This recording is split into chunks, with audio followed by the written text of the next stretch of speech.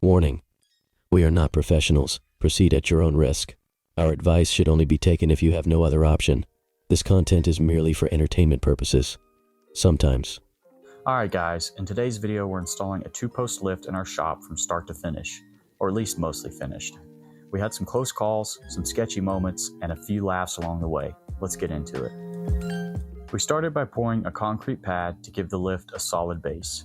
This step is boring, but it's important, so we knocked it out and we let it cure.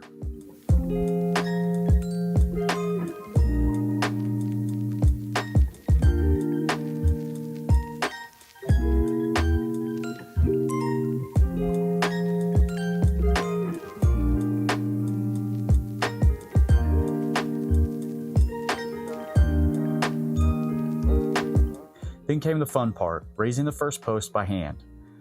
Let's just say we barely cleared the ceiling. I mean, quite literally barely.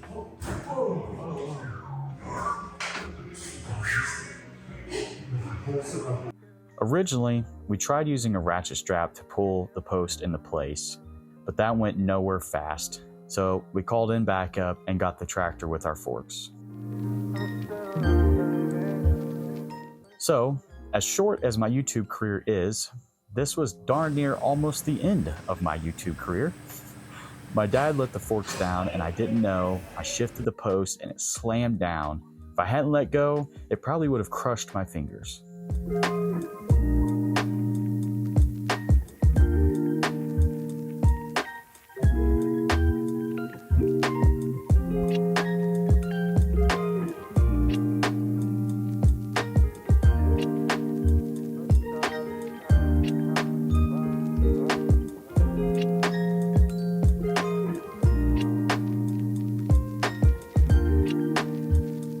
So on the second post, we decided that we should line it up a little bit better before we started moving it with the tractor. This made things a lot easier, and instead of using my hands this time, I decided to just use my feet, and it worked like a charm.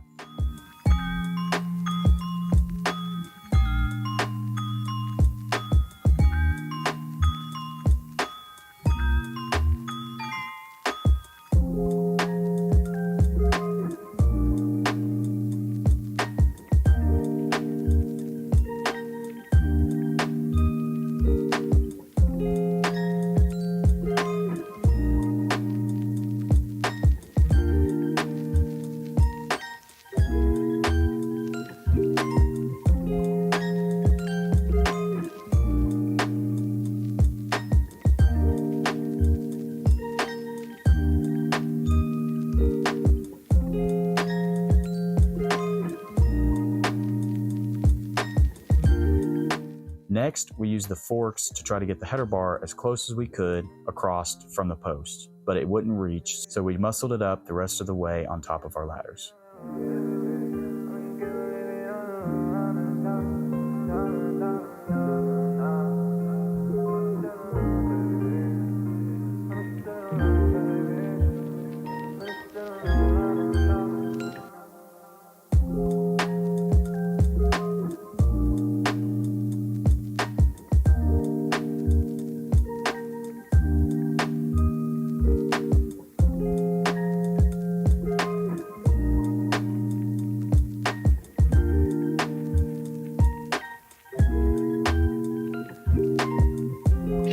Here, we're just shimming the bottom of the base just to make sure everything's level when we go to tighten everything down.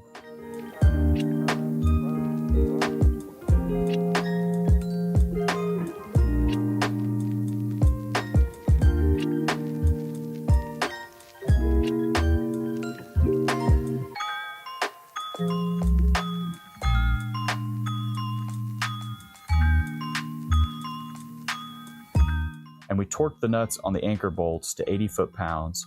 We'll start there. After we lift a few times, we'll probably increase it. If it doesn't seem like it needs to, we'll just leave it.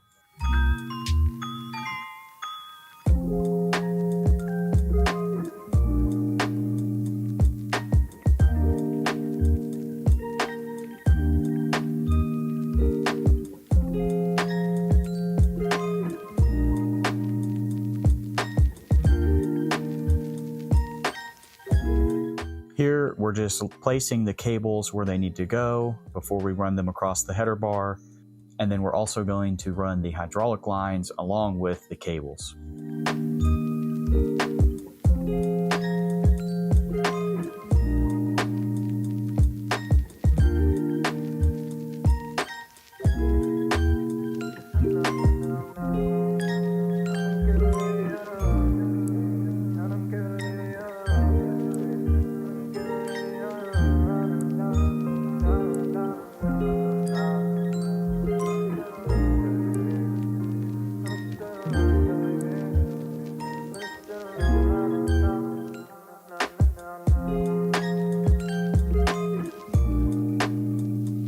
We didn't like how far the motor stuck out into the other bay, so my dad decided he would fab up a new plate, clamped it in, welded it, pulled it off, and finished the welds front and back.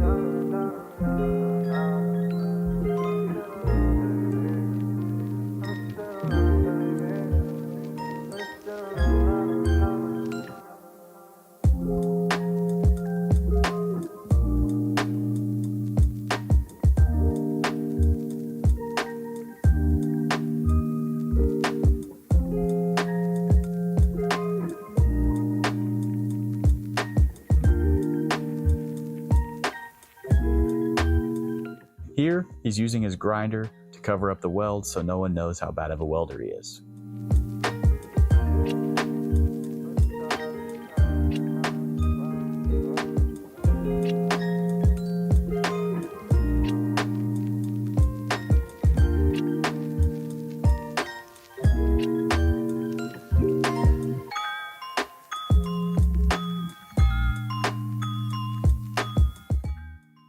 We ran a number 10 and a number 12 wire from the back of the shop to our electrical panel. We used number 12 so that we could feed outlets on the side of the lifts, and we're also adding fittings for Airlines while we're at it.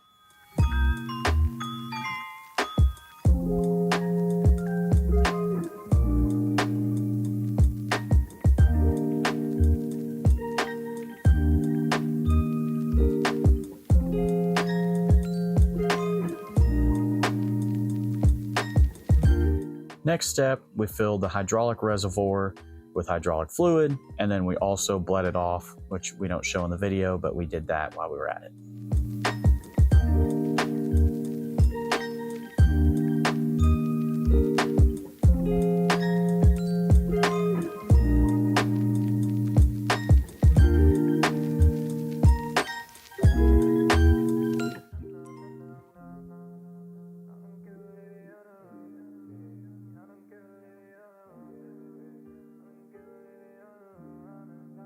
So here's our first fire up. No car on it yet, just want to make sure that everything works like it's supposed to and that we didn't have anything messed up, as well as we want to check our safety switches.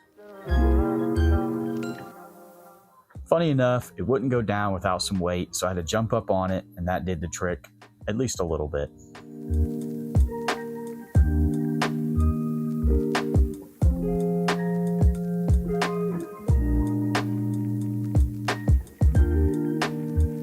So we decided we might as well go ahead and add the arms just to make this thing go down a little faster.